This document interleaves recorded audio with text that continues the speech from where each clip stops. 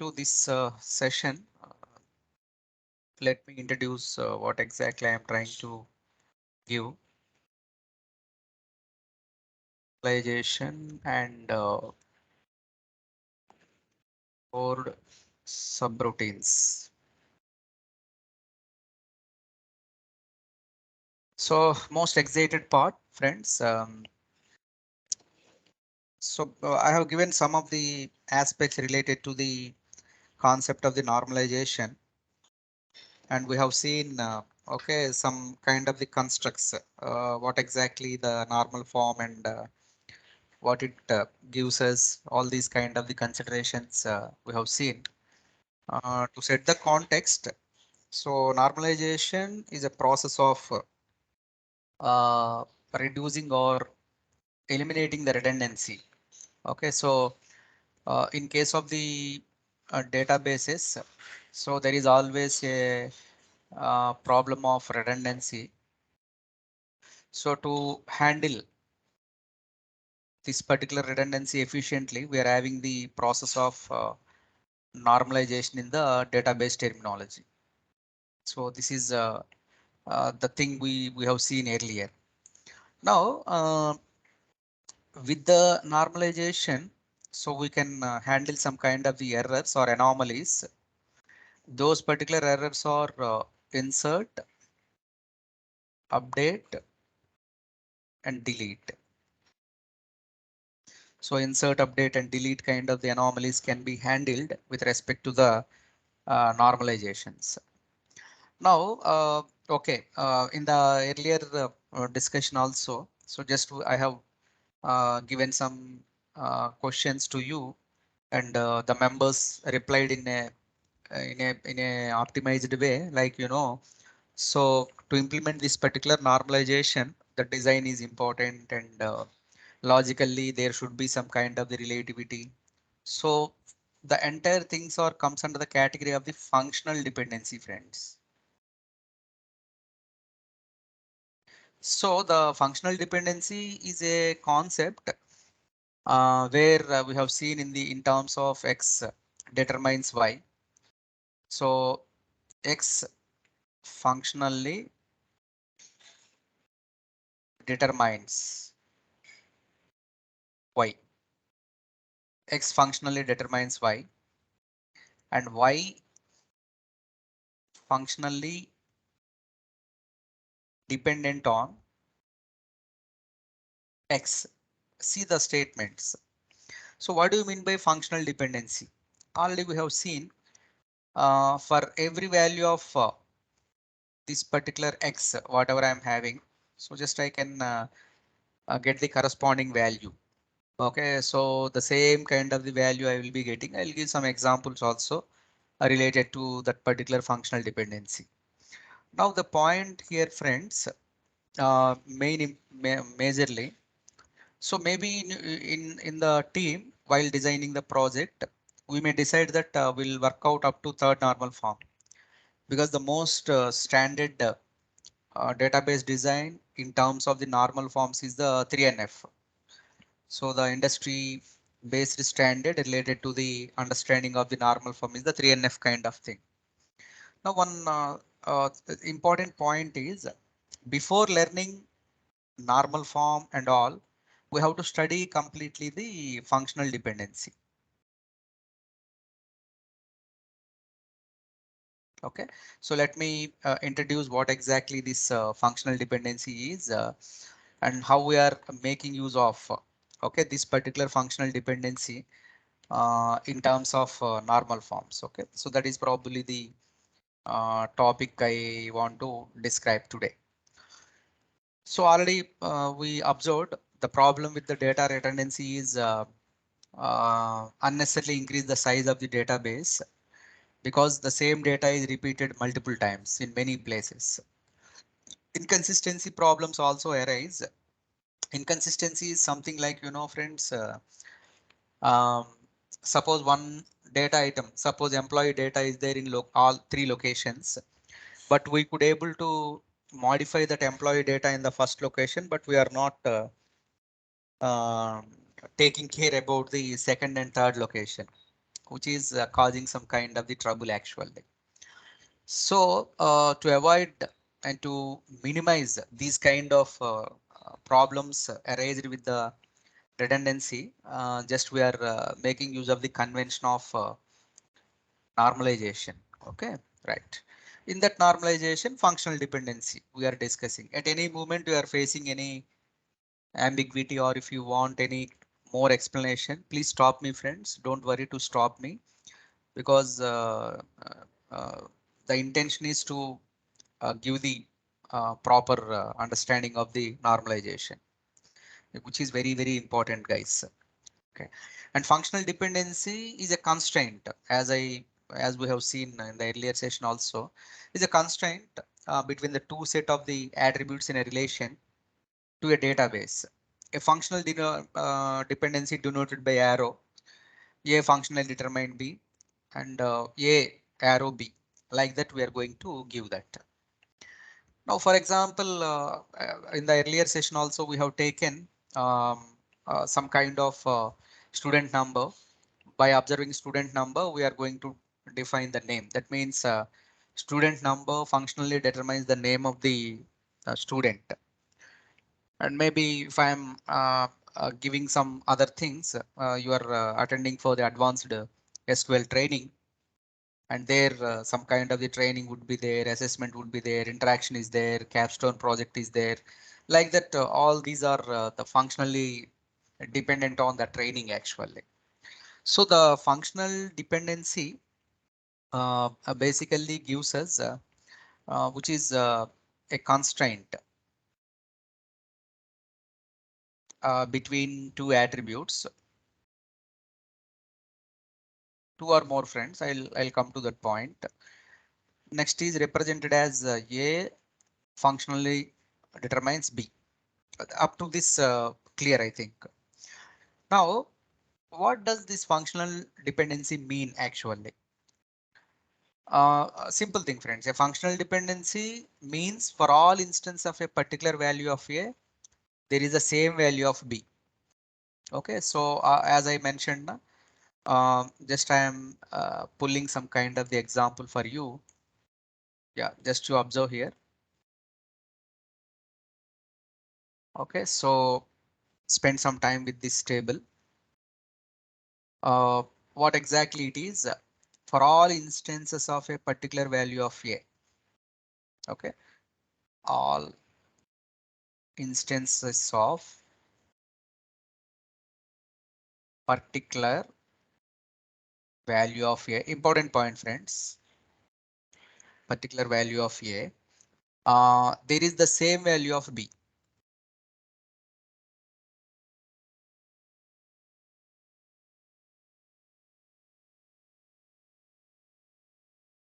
See here. A functionally determines B means what we are talking. So for A is 1 actually. We are having B value as 3. And again, if I am taking another one, it is also giving 3. The statement you analyze, friends, actually. So all instances of particular value of A, there is the same value of B. Now again, I am having value 2 in B, in A, I am having the corresponding value as 3. And if you see the value of 4, the corresponding value we are having 0. Okay, though the 4 values are repeated. So the A value, if it is 1, I'm having 3 everywhere. If it is 2 from A, I'm having 3 everywhere. If it is 4, I'm having 0 everywhere. Okay, that means um, the important point here is, guys, the functional dependency is not only the logical constraint or a kind of the communication between A and B. In addition to that, we are having certain observations, especially if you consider this particular table information. I mean, functional dependency between A and B. So for 1, just we're having 3 everywhere. For 2, again 3. For 4, we're having 0 everywhere. So that is a kind of relativity between A and B. Then only we can observe that thing as a functional dependency aspect. Okay, right.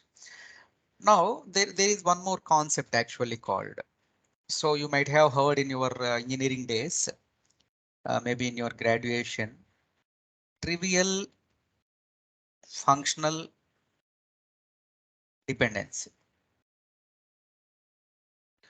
What do you mean by this, guys? Because this point why I am raising is especially in the normal form discussion, we are having this concept actually.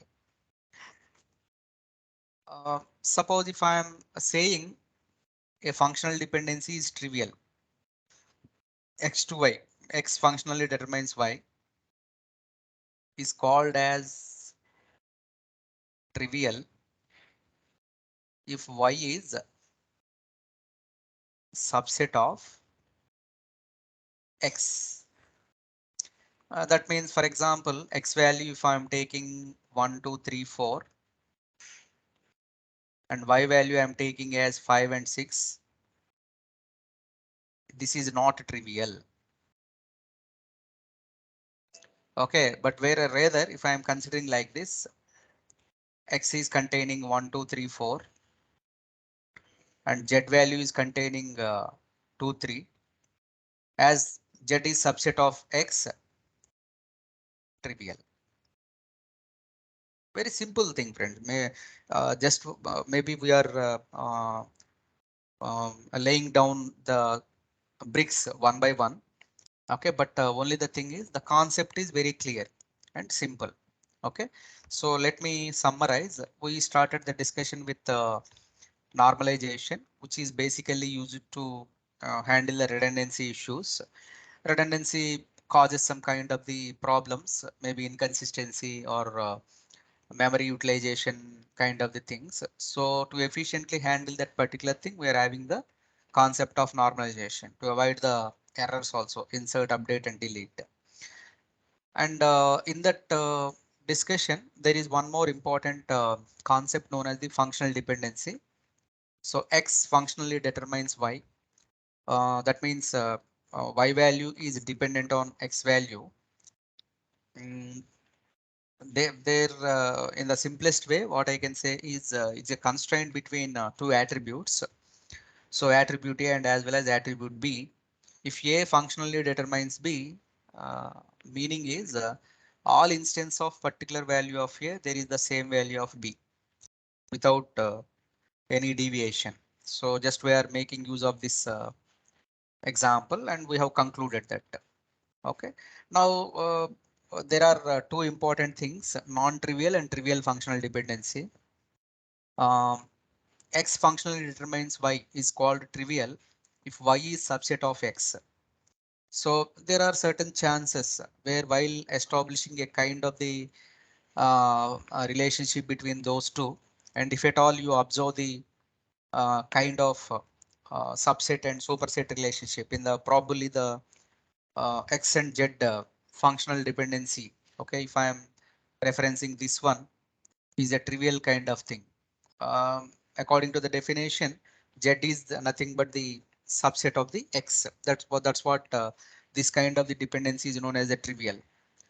Non-trivial means just there is no subset kind of the relativity between X and Y. That is a non-trivial kind of things. Okay, so and then if you are considering the other options, um, maybe if I'm referencing some kind of the orientation, especially rather than one-to-one relationship, there are at times I may give you some other relationships like ABC and as well as AB. ABC functionally determines A, and the most important point, friends, here ABC reflexive property. So reflexive little maths, like whatever the functional dependency I'm taking, it determines itself. Okay, X is determining by itself. So that's what ABC obviously giving the ABC, that is a default kind of thing. if you consider the first two statements, ABC and as well as AB. AB is a subset of ABC and A is also subset of ABC. They are all trivial kind of the dependencies. Okay. With this, we equipped with all the terminologies related to the normalization process. Okay. Okay. Now, as you know, as we are talking about the normalization, the most important point is um, up to what extent we are normalizing the table. Maybe one thing is eliminate or reduce the data redundancy. Friends, here elimination is 100% elimination is not possible because here and there the data redundancy, though it is causing some kind of the trouble, but sometimes, you know, if I want to avail the data in a reliable manner, whenever there is a requirement, then I can dependent on the replications. Okay, especially in the big data applications, the entire Hadoop ecosystem and Hadoop distributed file system is built on top of the replication factor. You know, once you store some kind of the data, by default, it is going to store in 3 locations. Okay, a file is stores in 3 different locations. The problem is simple. As we're working with the heavy data, there are certain chances to miss out uh, any kind of the machine, so that we can pick up that particular data from other machines. Okay, that is the most important considerations you have to take.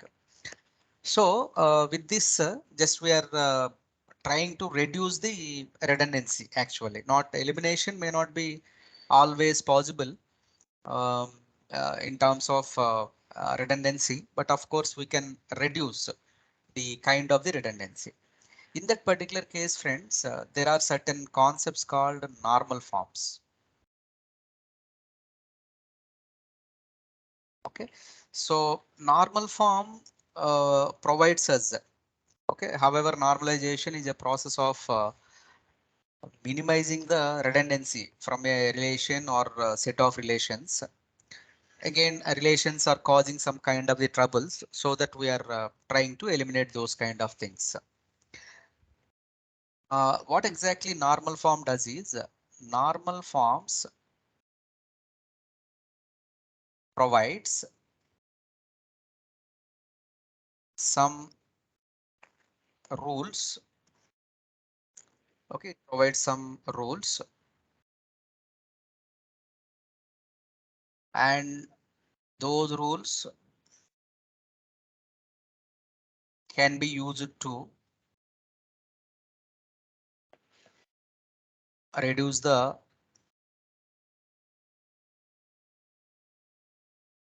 redundancy in the database. So in a simplest way, what I can say is um, normalization is a process. Normal form is a provision actually. It is a provision. Okay. Now, okay. So as we are talking about the best design is the third normal form suggested by the industry. Let us get started with the first normal form.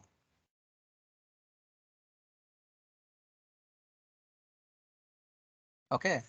So I'm giving the definition, guys. A relation is said to be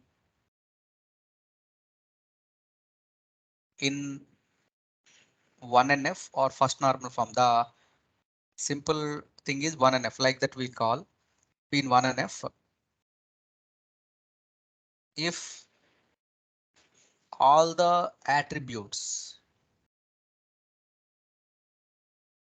in the relation are atomic or atomic. That is uh, attributes should not contain multi-valued data. Okay, atomic in the sense, friends, let me get some example table here so that you can easily understand the aspect. So I'm getting some data from the source document which I'm having. Yes, okay. Have a look on this, guys. So this particular table giving the information about the name of the corresponding person, the physical address, and the movies rented maybe on Amazon or Netflix or whichever. Nowadays, you know, guys, initially OTTs are free. Now what they're doing is they are charging us. Okay, maybe from KGF and RRR it has started, but in Hollywood and all, we are having that particular practice actually. Okay, rent based kind of things. So here the simple situation. Jonas lives in First Street, and he has taken the movies Pirates of Caribbean, Clash of the Titans, like that. And salutation, for the sake of identifying the gender, we have put that thing. And Robert Phil also taken some kind of the Sarah Marshall and Daddy's Little Girls as movies. He's containing those movies. And with the same name, another guy is there, but a different guy. Lives in Fifth Avenue, and he's taken Clash of Titans. So just by observing, okay, these kind of thing, we can get the information. Okay, it's a simple, I mean, data management. But according to the definition of this first normal form, friends, what we have said is this particular full name is atomic. Only one person we are referring. Address, however, no problem. It can be considered as a unit. But here, multiple movies we are referring, friends. This is what you call the multi-valued. This attribute is nothing but the multi-valued. Here I am having two. Here I am having two, and here I am having one. Out of this particular thing, only the third record is satisfying the 1NF. But satisfaction of the 1NF should not be in the context of the record, but entire table should satisfy that particular criteria. So according to the first normal form, a relation is said to be in 1NF if all the attributes in the relation are atomic. But here, if you observe, the third attribute is not atomic at all. Okay, it is something like which is um, which is containing some multiple values. So definitely the table is not in 1NF. This is not in the 1NF. Now what to do? How do you refer that? Answer is very simple. So just whatever the data we are having, and just we are making use of that particular data into the atomic in nature. So just have a look on this.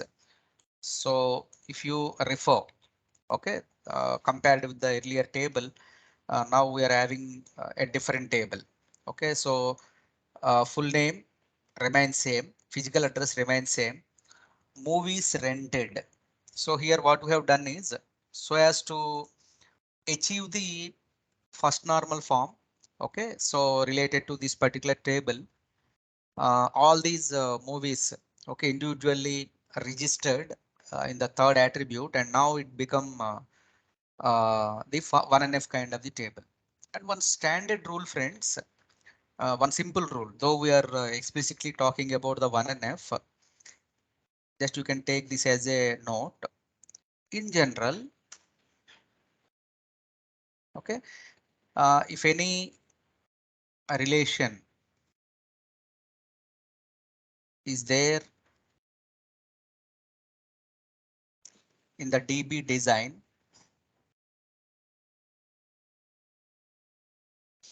it by default in 1NF friends actually. Very rare condition where the table is not satisfying the 1NF. That means we can interchangeably use a relation and 1NF are both same. That means if I am referring any table, if I am showing you some kind of the table data like employee ID, employee name, those kind of things, you can easily observe that that is by default exist in the 1NF first normal form. And but even that is not there, maybe at the initial discussion of the database design, you may get these kind of the raw data roughly on the design documents. But to achieve any other kind of the normal form, because there is a rule friends, if any relation, if any relation to be in NNF, nth normal form, it should be in n minus 1th normal form. That means, for example, if I'm talking about the 4NF, definitely that table must be in 3NF plus some rule. 3NF, 2NF plus rule. And here 2NF means it should satisfy 1NF. And then on top of 1NF, if I am applying some kind of rule specified by the 2NF, then only I can consider as a 2NF. So before launching the 3NF, the table must be in 2NF along with the rule, that is the 3NF. And in case of the 4NF, first it should satisfy the 3NF, then only it goes to the other rule. Okay, this is the hierarchy. So if any table is said to be in NNF, it should be in the n minus 1th normal form. Suppose your manager or your senior member in the team, your senior in the team, just if he is saying, okay, our tables are all in 4th normal form, then you can realize that, oh, they are all in by default in 3rd normal form, and 4th normal form also satisfied with certain rule. That rule I will reveal, however. How we are having the rule for 1NF, in the same way for 2NF, 3NF, 4NF also we are having some certain kind of the rules.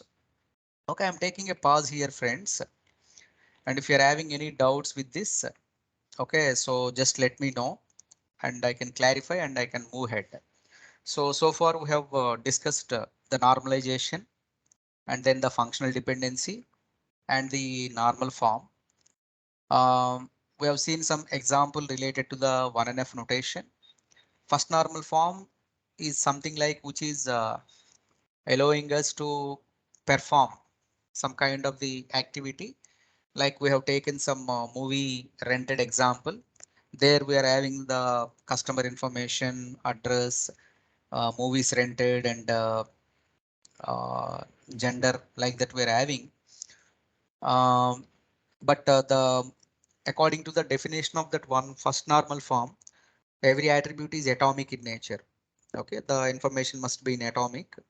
So, but if you see the example, so the third attribute is not in the not atomic actually. They are multiple values are there in the same attribute. So simple. According to the 1NF notation, we need to split that particular data into the individual record and atomic. Then only I can say the table is in the first normal form. And the latest point I mentioned with you is if any table satisfies the third normal form, it is mandatory to satisfy the below normal form. That is third normal form. If I'm talking, it should satisfy the second normal form along with some kind of the rule related to the 3NF. So that is what how you can observe the usage of 1NF, 2NF and third normal form. Okay, I'll take a pause here, friends. So maybe, Sir, yeah, go ahead, I have a question. please. Can you show the table, the movie table? No, you ask the doubt. No problem. I Yes, sir. can show the table. Yes, Yeah, sir. I can Show show the the table. table. Yeah. Sir, here we have divided the third attribute to two records. Can we do it to attributes? In this No, no, no. case, this name is Hmm. doubling, No, no, no. doubled Name into. is single only, na? Name is, see, suppose I'm having Uma, Pawan, Kumar, Ketavaru, like that, four options are there. Yes, All sir. are same, a single unit. And Sai Sravanti is there. Sai is one, Sravanti is one. No, no, not like that. Only the thing is, there should be some clear Pirates of Caribbean and Clash of Titans, whether that is a single movie or multiple movies. Multiple movies, Janet Jones is belongs to one person or multiple members. one person. That is what. And in that case, dear, you have to split the address also. Maybe No, D sir. letter somewhere. I am saying, Ah. can we do it two No, no, no, columns, no, no. like We one cannot. Pirates of Caribbean and then Class of No, Titans? no, no. Why two columns? Within the same column, I should register because see, employee skill again should referenced by the same employee. Yes. Okay, so and if you do that again, this thing, however, we have done the same, but logically, what we have done is just we split the appropriate data into multiple rows. And what you are asking is, can I movie rented one, movie rented two, like that you are saying. But the point here is that again creates some additional redundancy. Na? Number of columns are going to increase. But sir, if full Uh, name is an primary key, hmm. then it's No, leave that allowing. name. In that case, name is not the multi-valued attribute. Name is not multi-valued attribute, and a good design never consider name as the primary key. Okay, only Okay. Hello, ID. Who is that? Pravina? Wasim sir. Wasim, tell me. Sir, actually, I have the same confusion No. regards that. Okay. If the not I mentioning the here full name, just I have mentioned the ID ID. and ID is yes, not there here. No problem. okay, okay, so ID okay, is not there. No problem. okay. Yeah. Suppose I if I mentioning here the ID Hmm. and ID is related to the primary key, Hmm. so if split the movie name Hmm. in two rows, Hmm. so there will be two times ID will be Repeated. represented. Yes, Then sir. what is the Plus, solution for that? Already I uh, have given that surrogate key. You have to go with the surrogate key. Just you define the serial number and the full name. And maybe ID also repeated, no problem. So serial number, in that case, you can take the primary key. So in especially in this example, friends, because just that's what I said. In general, if any relation is there in the database design, it is by default in the 1NF. But I have to give some kind of the example. No? So randomly, I picked up this particular example. So if any attribute is not satisfying the atomic kind of the nature, then we have to split that. But have you ever seen this kind of example, friends? In your maybe in your SQL implementation or in our example so far taken, maybe employee Yes, sir. UK, employee US, never.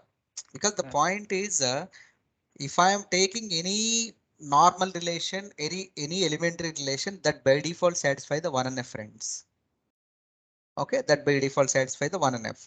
So while designing the table itself, what we'll do, coming to your point actually, what we'll do, we'll start the discussion with the ID actually, and then we'll pull that particular name, and thereafter we'll take the movies data, and accordingly just we can make use of some kind of address or whatever the details.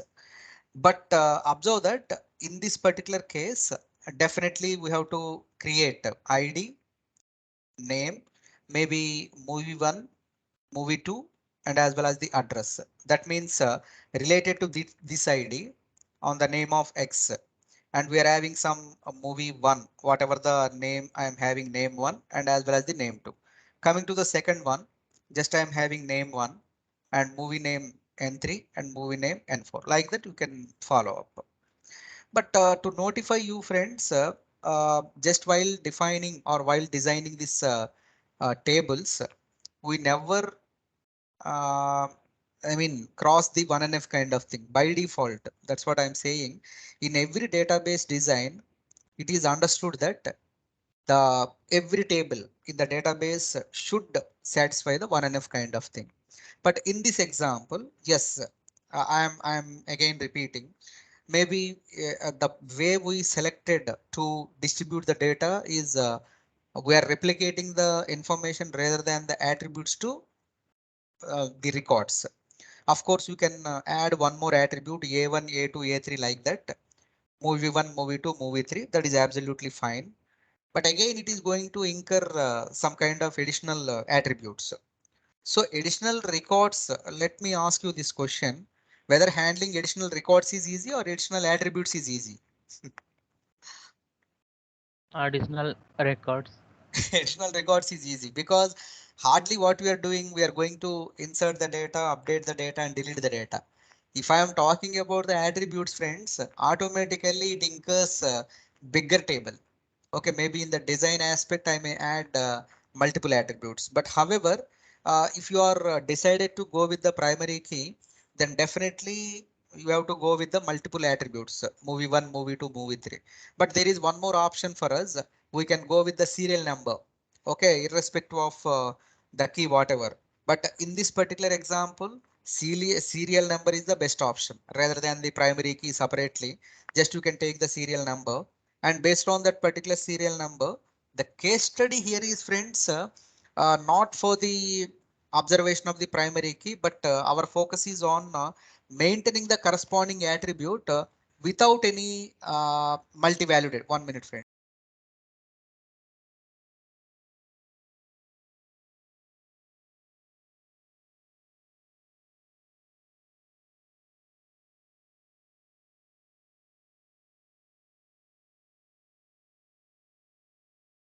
Sorry for that. So without referring the multiple attribute, we prefer to make use of that particular multiple records. So that is the consideration. And yes, okay. So accordingly, you can decide. But whereas if you are very particular about the primary key, maybe ID and all, in that particular case, the repetition of the records may not be possible. Only the thing is you have to add multiple attributes. But just to see that it's not a good idea to repeatedly add the attributes. Again, it creates some kind of the additional attributes, additional records. Though I'm having 1 lakh records also, it's no problem. But if the database design is affected, maybe by altering the table or by adding the new columns to the existing relation, always you try to see the reduction. But if that is deviating some kind of the constraints, then in that particular case, that's what I said. Even we are trying to reduce the redundancy, but at times, there is a chance of creeping that particular thing into the database design. So we try to minimize that rather than the eliminate that. Okay. Any other questions, friends?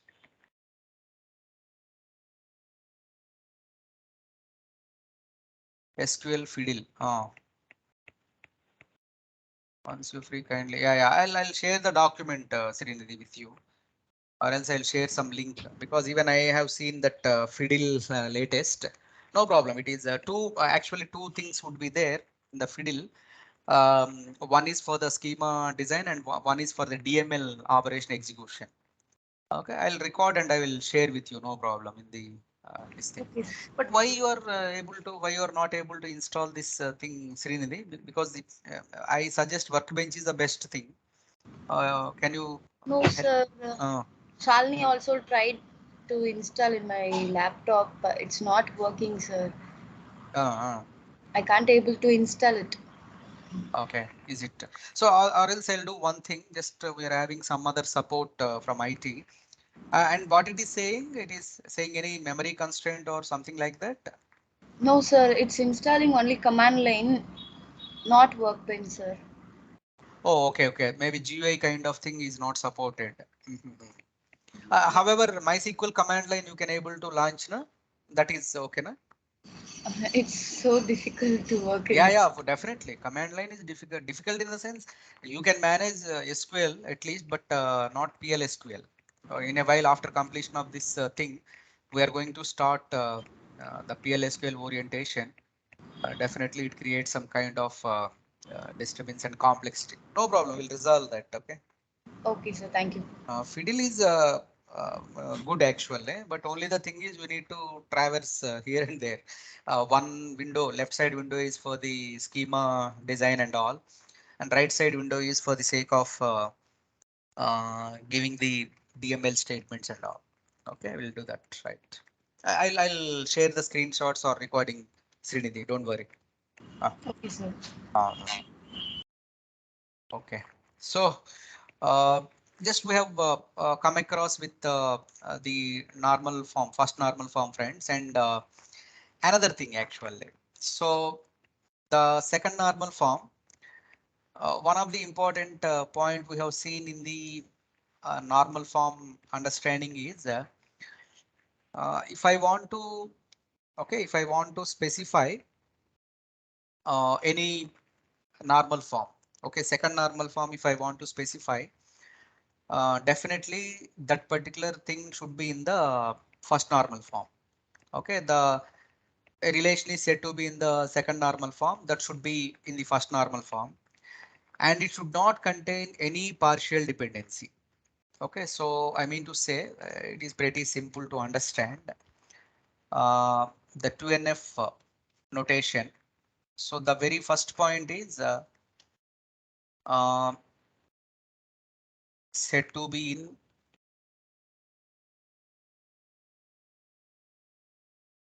to NF, and first thing is it should be in 1NF. That means no multi-valued attributes should be there. All the attributes are atomic. Second thing is, friends, no partial dependency exists. Okay, so what do you mean by no partial dependency is? Let me give you this example. Suppose I'm having some kind of the relation R with three attributes. Now what I'm doing here is I'm considering A as the candidate key. Candidate key is a member where I can get the information from the appropriate table. Okay, so entire data in the unique manner. Then I would say that as a candidate key kind of thing.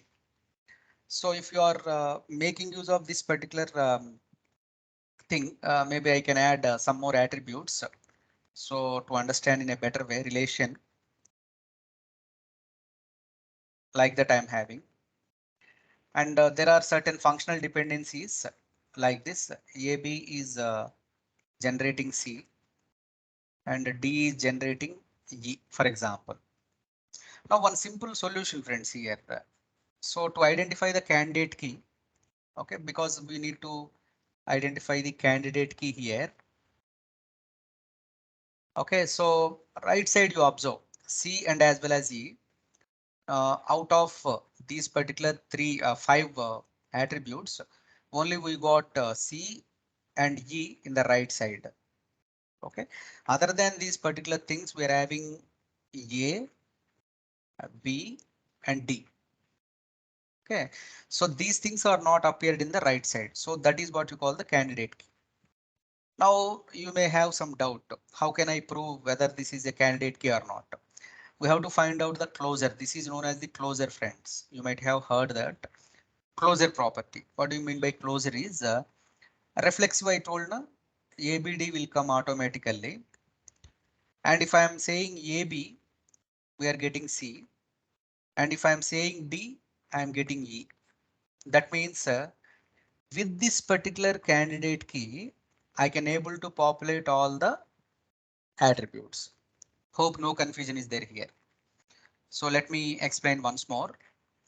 I'm having five attributes here in the relation, and the given functional dependencies are AB is generating C, D is generating E. Now, if you observe this particular point, friends, ABD, how I got this particular ABD is observe the right side attributes. Okay, C and E, which are all the leftover. A is leftover, B is leftover, D is also leftover. ABD, that is a candidate key. But how to prove that?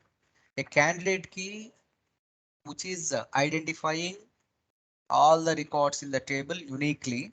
And another definition is through that particular candidate key, I can able to generate all the remaining attributes. With that, okay, ABD closer we are finding out, and ABD obviously gives the reflexive ABD. And if you see AB if I am seeing automatically it is giving C. And if I am seeing D, because D is already there in our relation, we can populate E. So with the help of this particular ABD, we can able to populate ABDCE. Now you may be having some doubt. Suppose if I am taking C closer. Okay, I'm taking C closer. Can I generate any attribute from C, friend? Just to have a look on this. From this functional dependency, nothing is there populated by C. So it's not a candidate key.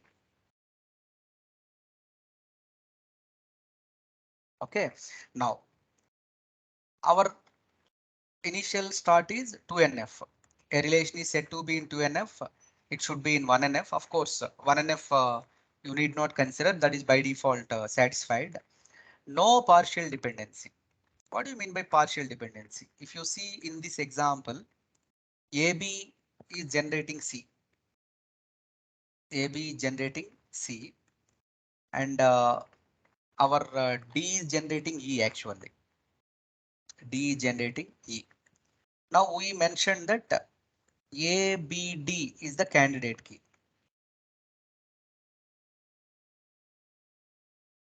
ABD is the candidate key. Now let me understand this point, friends. To this ABD, ABD subsets. AB is also subset. Like that, we're having some AD is also subset. BD is also subset. Now, according to the given relation, okay, according to the given relation, observe here, AB is implying C. That means this AB is a subset of candidate key. AB is subset of candidate key. And you see guys here C is non-prime actually. Can someone help me? What do you mean by non-prime? What do you mean by non-prime? Non-prime is non-key, nothing but. Non-prime is the non-key. Prime is nothing but the key. With this particular table, ABD is a key. ABD is a key. Now you see here, in the ABD, C is not part. That is definitely is a non-prime. And moreover, one danger is here is there. ABD is the complete candidate key. If ABD is determining C, we don't have any issue. But this particular thing is a problem actually. Okay, this particular thing is a problem. That means AB is a subset of the candidate key and C is a non-prime. This kind of thing is known as partial dependency. Okay, again I am repeating. A relation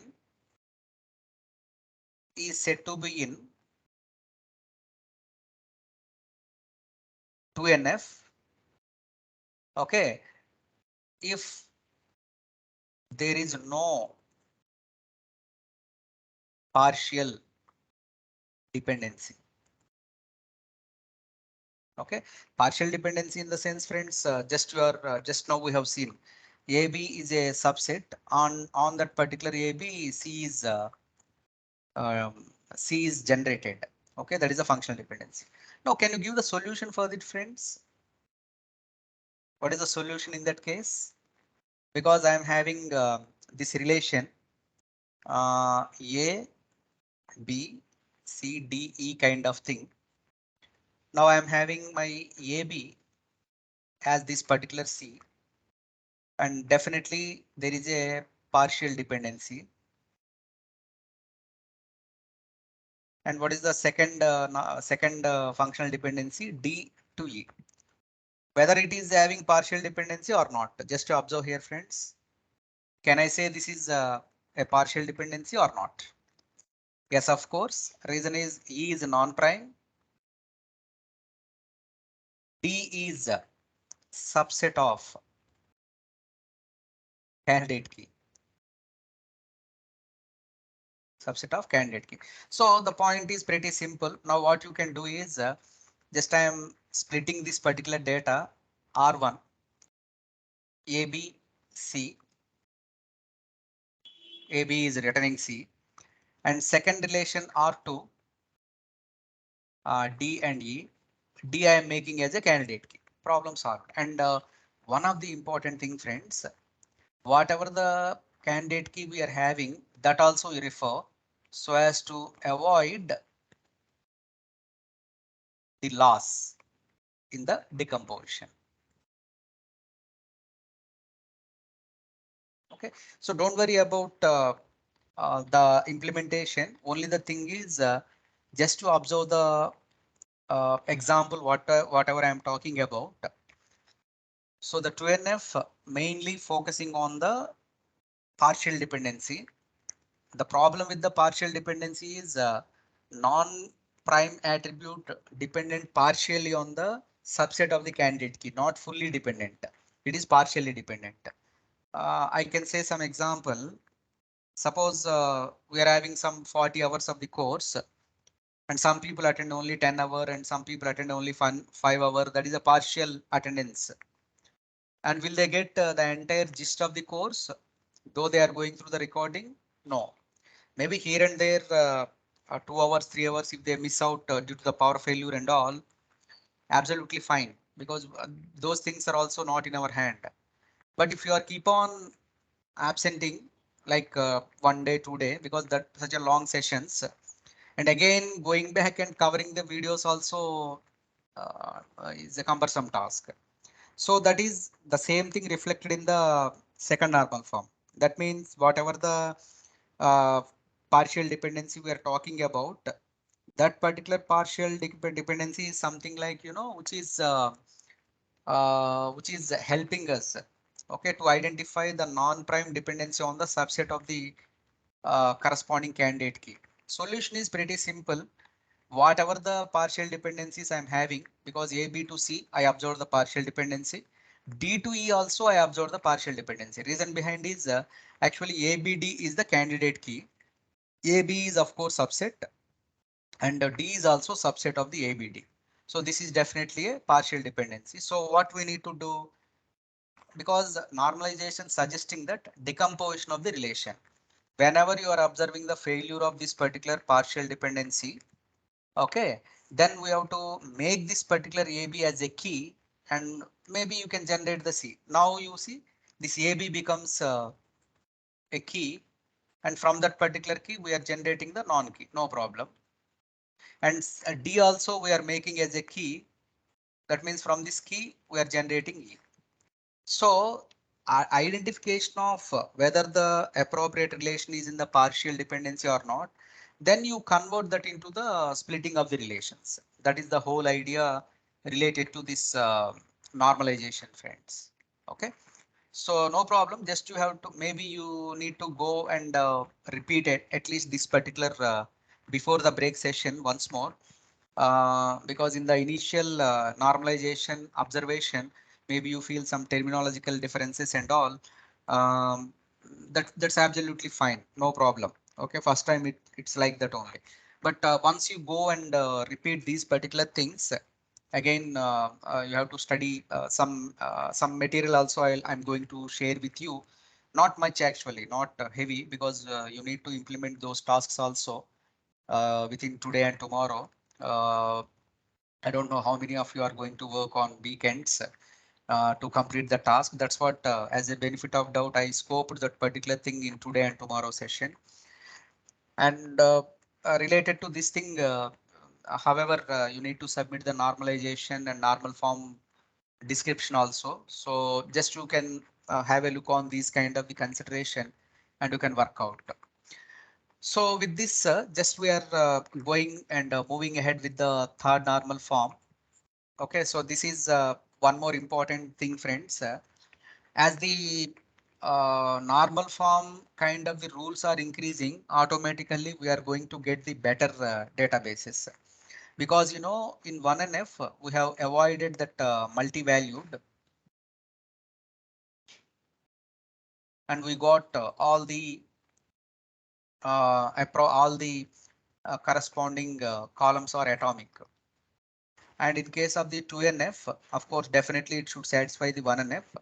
In case of the 2NF, no partial dependency.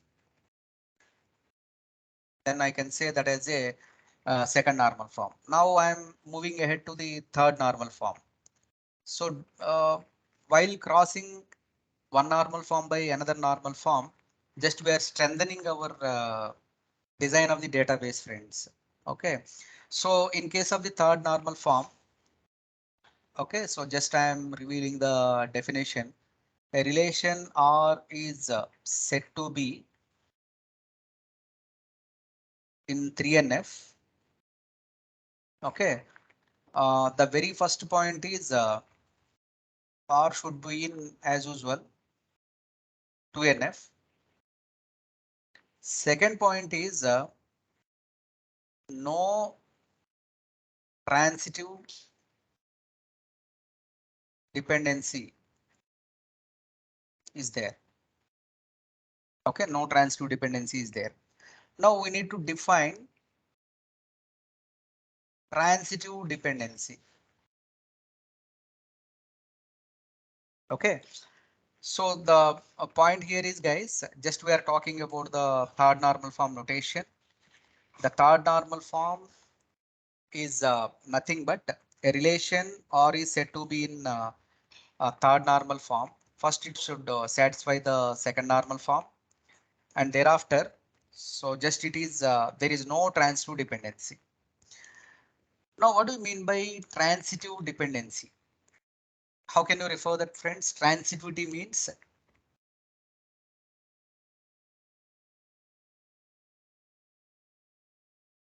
transitive.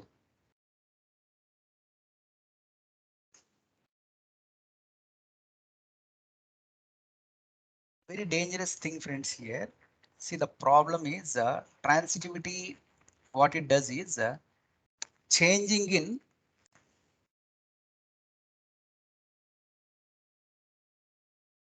one non-key attribute reflects in another non-key. See here. Suppose if I'm changing any non-key, automatically the reflection is there in another non-key. So suppose if I'm saying like this, friends, A functionally determines B, B functionally determines C.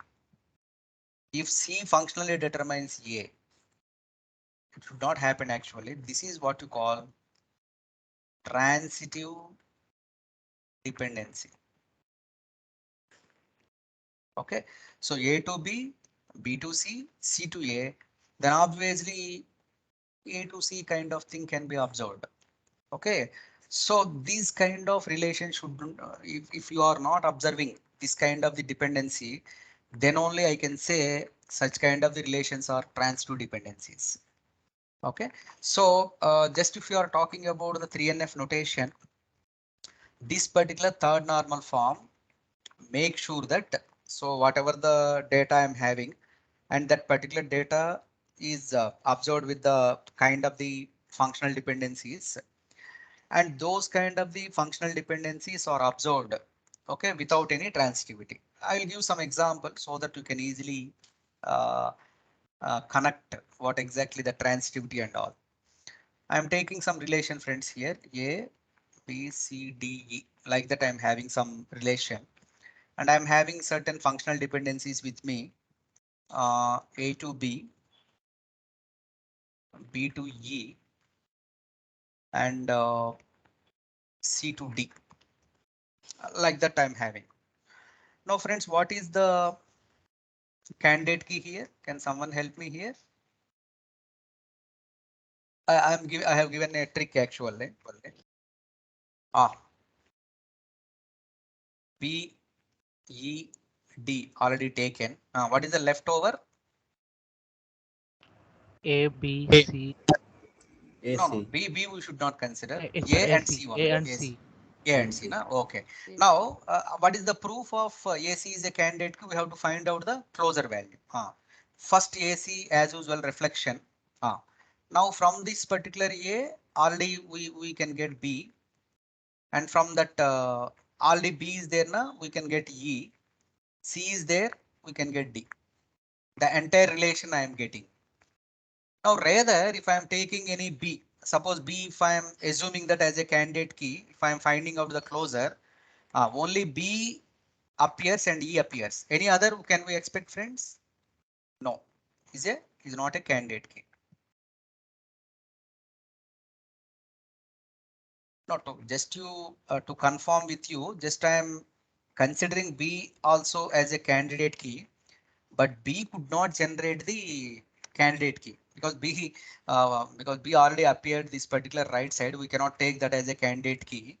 Whatever the functional dependency I am having from the right side, whichever the attribute is not available or attributes are not available, you can consider that as a candidate key. Now the point is, okay, so just if you are observing this particular AC, now A to B. Okay, so now if I am referencing direct conversion of the third normal form, one simple solution I am giving you, friends, rather than confusing you more. So this should be a super key. Okay, alpha is a super key, and if you are referencing, this is a non-prime or prime, whatever. So, but if you are considering this particular thing, if I am saying this as a prime, if this condition is satisfied by the functional dependency, then I can say that relation is in the 3NF. Okay, so that means left side, whatever I am having, that should be a super key. And right side, whatever I am having, that may be the prime attribute. Now let me pick up one relation here, A to B. Okay, A to B. Can I consider, because remember AC is a candidate key, friends, from this relation. AC is a candidate key. Now what I am asking you is, can I say this particular A as a super key? What do you mean by super key? Combination of the keys, na? Combination of the keys. But here A, if I am saying it's not a super key. Whether B is prime, non-prime or prime. B is non-prime or prime. In front of Prime. you, hey, how it is prime? AC is prime actually. Either A or C should be prime because that is a candidate key. Na? Prime should be from the candidate key. So B is not prime. Yes, sir. Okay, na? Don't get confused. Got No it. problem. Yes. First time maybe because the heavy topic, na, design and all. It's not like okay, simply executing the queries.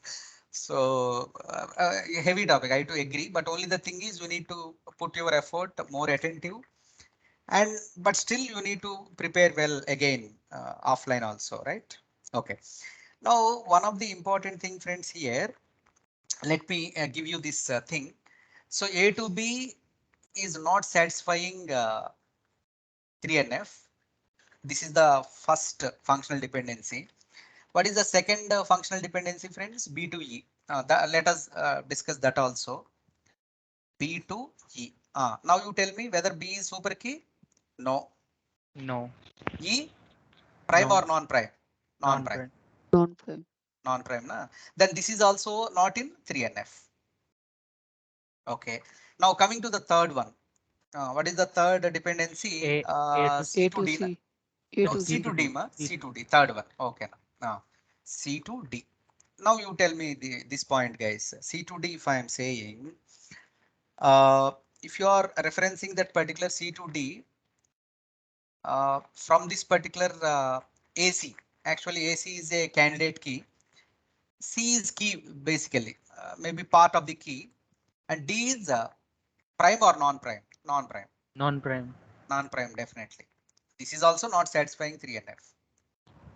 Okay, the friends here, the little advancement here I have used. whenever someone asks you what is 3NF, you tell that the relation should satisfy the 2NF, and 2NF is nothing but no partial dependency should be there.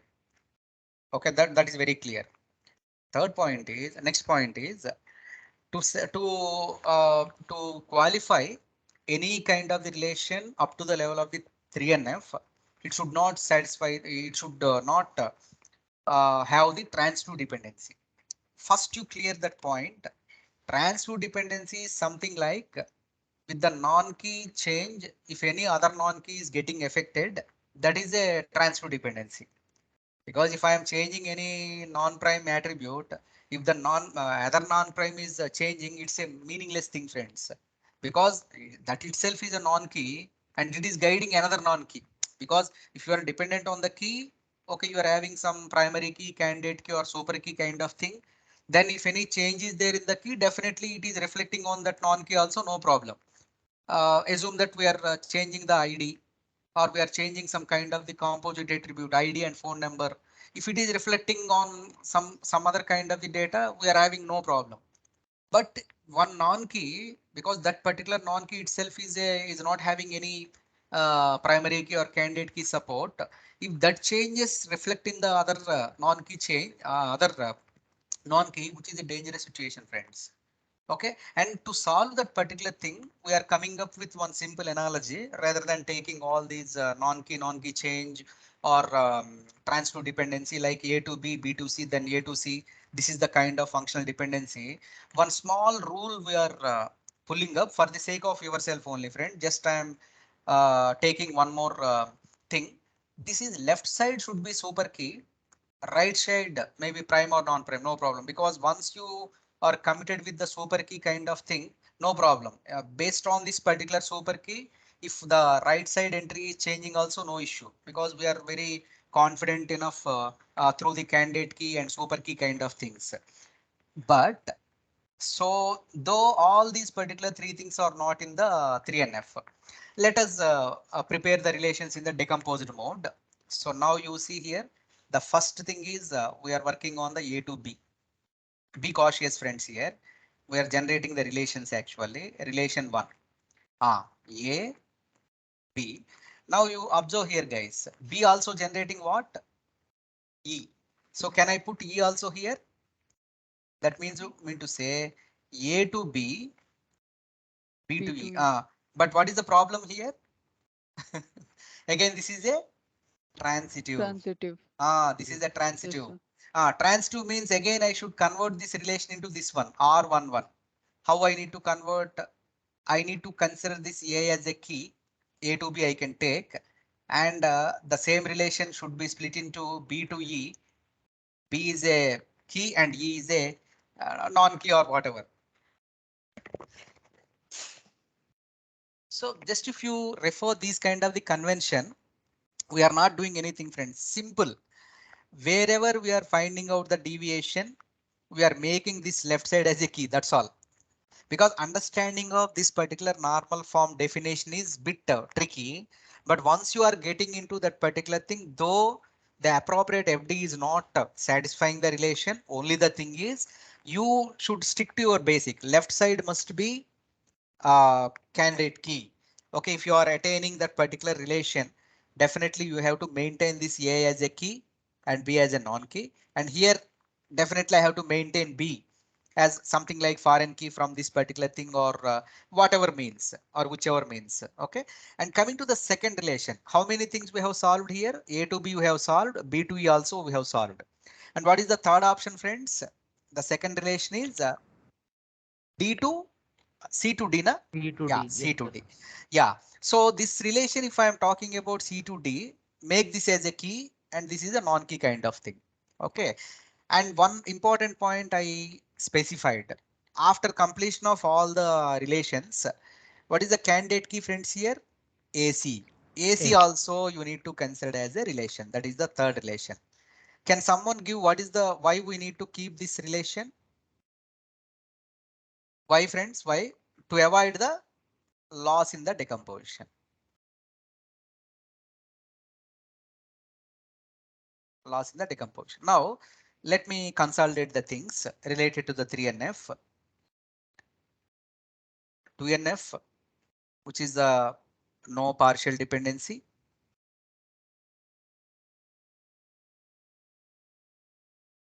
3NF, no transitive dependency. And split according to the functional dependency. If any attribute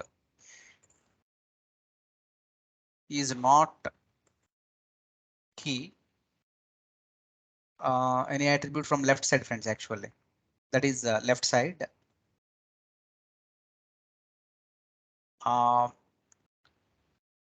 Make that as a key. That's all, friends, you need to do. Make that as a key and generate the relation. This is one thing. And one of the important point is after populating all the relations from the FD, one important point is the candidate key should also be there in the set of relations so as to handle the loss in the decomposition.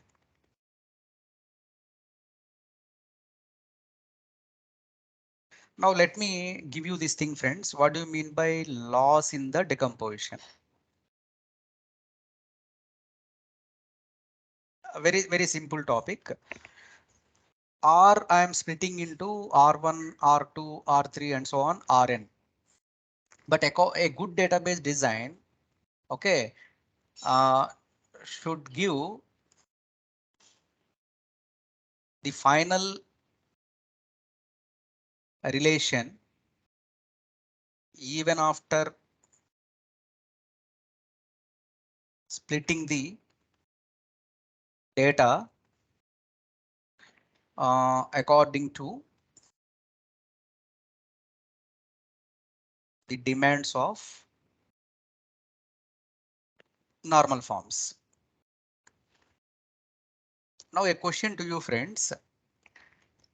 According, should give the final relation even after splitting the data according to the demands of the normal form. Then why we need to keep candidate key in the relation? You can use the chat or you can unmute, whatever. So if you are giving this particular answer, then we'll have a break. I have taken little more today, but normalization is needed. 2 hours definitely required, friends. Okay, so that's what. No problem. Next topics are very simple. Stored procedures, stored routines, they're all simple. Okay, so that's what initially I thought of launching stored procedures, but first we need to complete the complex, even in the day-to-day life also. First first priority should be given to the complex and typical works, then easy works automatically performs. Even in artificial intelligence also, there is a task called mundane tasks. Maybe in your engineering you would have studied about AI. That night book would be there. Okay, so he explains everything. So first complete the complex task and then go to the simple tasks. Apply the rule in your day-to-day activities also. Definitely you see the results. Okay, because the reason is if you are giving priority to the complex tasks, the simple tasks take care themselves without any hassle. But if you are keep on pending the complex tasks, one point is you are deviating actually what you need to do. Second thing is with the stipulated time or with less amount of the time, achieving the complex task is very difficult. Of course, you can, it's not impossible, but difficult.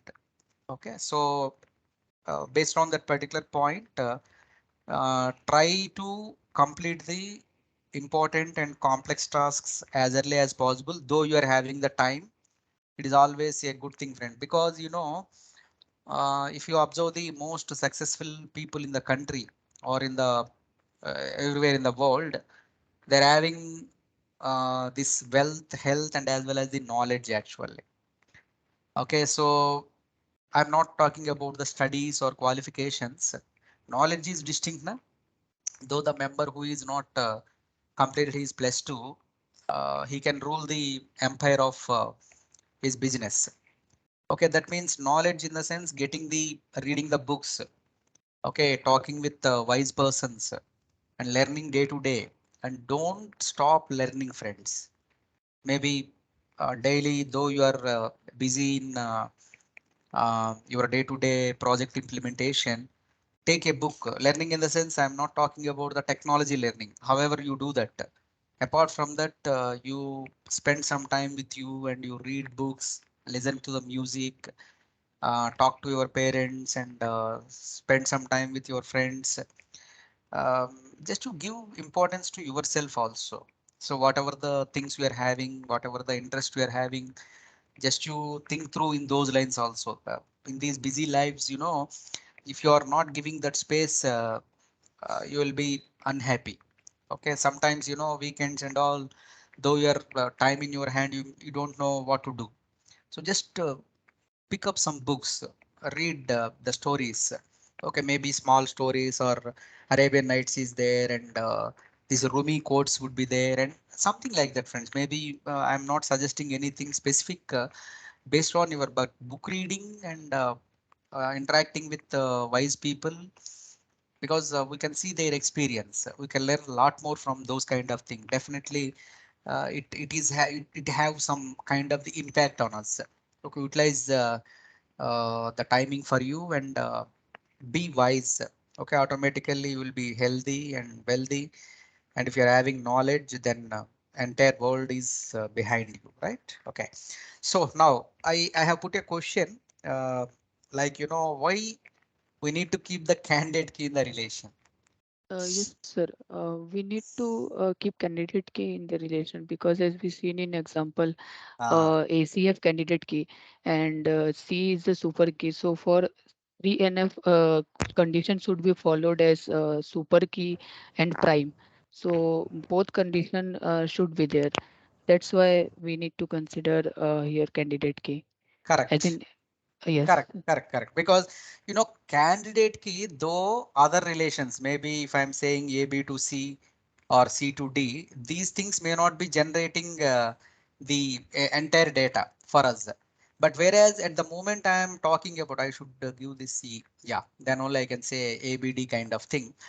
Uh, if you are making use of the kind of the convention, friends, this particular ABD is a candidate key. If I am scoping this candidate key in the relation, friends, automatically I can able to generate my entire relation. Maybe I may apply some 2NF, 3NF or whatever the normal form. Just you observe that, maintain that candidate key relationship, maintain that particular candidate key as a part of your one of the relationship. Okay, so maybe some 5 relations I am having as a part of my 3NF. As a sixth relation,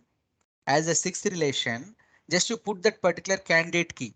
Okay, though your five relations may not yield the complete data for you, but at times you need to have that particular complete data so as to conclude the analysis and profiling of the data. So just to keep that particular candidate key also as a relation. Suppose if any problem is there for the other functional dependencies and other relations, no problem. As the candidate key is able to generate all the other kind of the attributes. So in a way, we are going to get the complete relation with the help of the candidate key. Then we can we need not lose anything related to this particular candidate key identity. Okay. So with that, I'm stopping here, guys. Just I am taking some pause. Okay, I'll wait for you if any doubts are there. So, and 11:45 too. Just this day you take some 5 more minutes. Okay, just will be back by 12:05. Because just you need to have some kind of the relaxation. So just I am giving that additional grace period to you, because to digest and to understand. Maybe some of the people are very happy, but some may be completely distinct. It's perfectly all right. First time it's like that only. No problem. We'll spend Tuesday, and if possible, we'll extend up to Wednesday also our training. In the meantime, if you are facing any difficulty related to this normalization, or maybe tomorrow I'm going to introduce you the concurrency control, locking mechanism, and serializability. So those are also important things to understand the database design in a proper way. Okay, so just you can observe that particular convention and take care. Just I'll be waiting 1 more minute for your any doubt or something like that. If you are not having any doubt, then you guys can take the break. Okay. Oh, very good, very good. I got, so I missed it out. But however, after the break, just I'll come back and um, I'll give the I'll go through this particular thing. Okay, right. Sir, clear So. for now. We'll read further and let you know. Yeah, definitely, Sahu. That is definitely required. However, I'm going to share some kind of additional data to you without much, because if I'm sharing 20, 30 pages also, again, it creates some chaos. Okay, no, I won't do that. We stick to our training and which are all the contents required based on that thing only will. And moreover, start working on your tasks, friends, because if I am saying table and if I am saying some scenario, it is easy to build the things. That's what. Okay, that your real work starts from afternoon. Okay, because that is where you are going to start and pick up your own database and start working on creation of the tables. And in the meantime, I may ask you to share your work through the chat. I mean, this Slack mode. Okay, so just to be aware and cautious. So those particular afternoon hours